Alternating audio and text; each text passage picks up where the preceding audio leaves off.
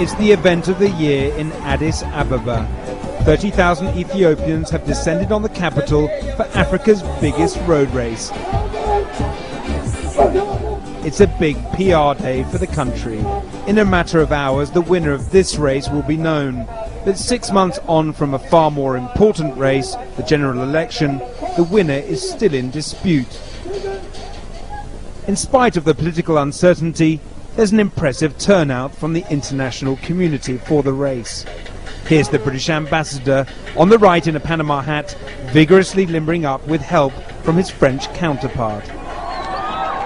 And we have begun the 2005 Toyota Great Ethiopian Run. Have a great... This was the scene in Addis Ababa 6 months ago, as Channel 4 News exclusively revealed. University students protesting the results of Ethiopia's first free elections. They claim the government rigged the results against the opposition parties. The security forces responded with firepower and a wave of political arrests. At least 30 civilians were reportedly shot dead in June.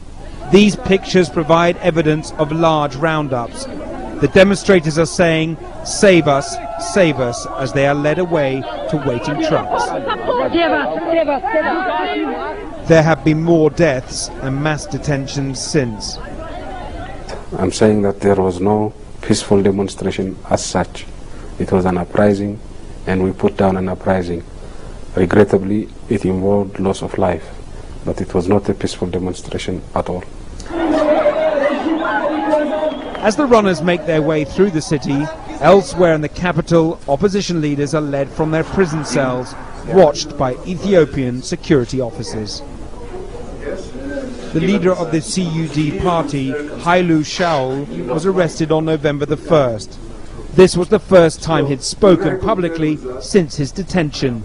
He's critical of the international response to the crisis. After all these people have died, the response has no place at the moment. It's not proportionate to what is happening to our people. People are dying. An Ethiopian court has been ordered to bring charges within 12 days. They are likely to face charges of treason.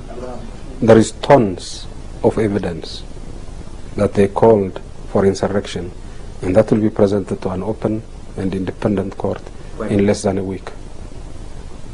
What is this evidence that you have?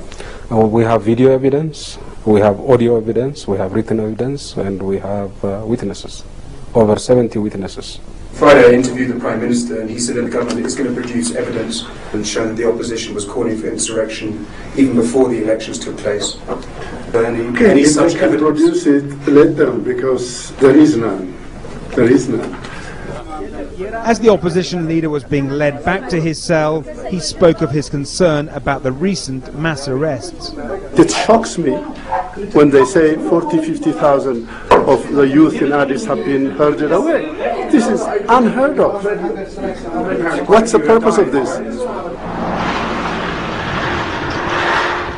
Hailu Shaul is referring to Didessa camp. Outside the capital, along this road to the west, and so far off limits to the media, Didessa is a former military base. Reports from former detainees tell of thousands being rounded up and dumped there. I found one man who had just been released from the camp. The interview took place at night in the back of a car to avoid being spotted by the security services. Some prisoners were blinded, some had their legs broken, and others had their teeth smashed. Because of all these beatings, some could not walk. There were some who were shot in the legs and were left lying on the ground.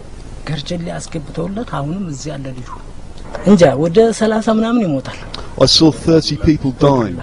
They'd been beaten, and people are still dying. There are 43,000 prisoners in the camp. How does he know it's 43,000? That's what I heard the guards saying. There's been reports of widespread beatings, human rights abuses taking place. No one has been allowed access to this camp. As we speak, there are religious leaders, journalists, and NGOs visiting those detention camps, but not foreigners, not foreign embassies. Would foreign journalists be allowed to go to the Odessa camp? I believe so. Is that a guarantee we can have? Sure. Despite assurances from the Prime Minister saying on tape that I could visit Odessa, the promised trip never materialized. It's extremely worrying. We haven't witnessed anything like this in Ethiopia before. What worries us is that there's this news blackout, that we don't know what is going on. The reports have alarmed the donor community in Addis Ababa, particularly the European Union, which provides €1 billion in aid. We've been hearing from Odessa that there's been terrible atrocities taking place. I've personally had accounts of mass burials of people who died because of malaria, because of the insanitary conditions and so on. If these rumours are as we hear, then there are real major human rights abuses here which have to be resolved. Are you aware of these human rights abuses taking place in the camp? I have heard of these allegations. I will not take them at face value until they are investigated. So widespread are the arrests, even government supporters have been detained. This man was held in Odessa for 11 days. He was only released after help from a family member with connections to the government. When any prisoner asks to urinate, they immediately bring a big stick and they kick him in any part of his body.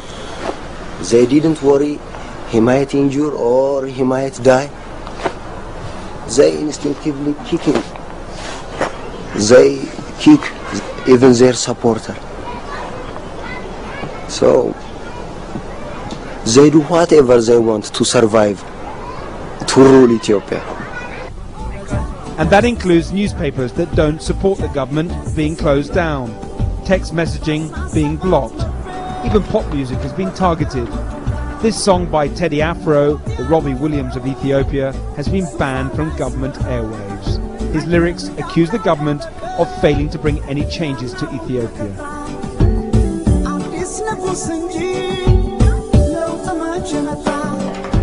There comes a point where our patience as an international community is running out.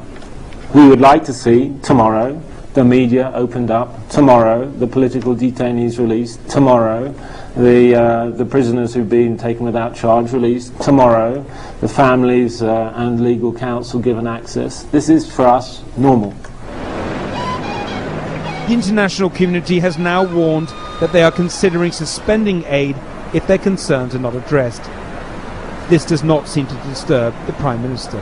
I believe we deserve the assistance from our friends, but if our friends feel otherwise, I respect their decision. After all, it's their money.